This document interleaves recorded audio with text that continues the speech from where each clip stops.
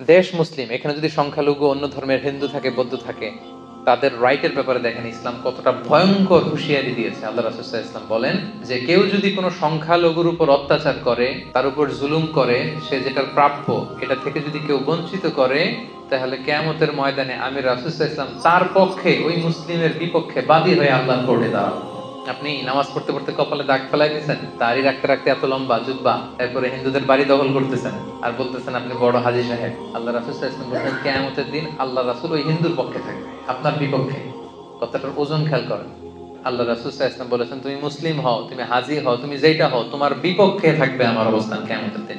আচ্ছা, সোজা সাপটা একটা আনসার দেন। রাসূল সাল্লাল্লাহু আলাইহি ওয়াসাল্লাম যদি কারো বিপক্ষে বাদী হয়ে দাঁড়ায়, যার শাফাআত ছাড়া আমরা জান্নাতে ঢোকা কল্পনাই করতে পারি না, তিনি আমার বিপক্ষে আল্লাহর সুপ্রিম কোর্টের ট্রাইব্যুনালে আমার বিপক্ষে, জান্নাতে যাওয়ার কোনো সুযোগ কি আমার সেদিন থাকবে?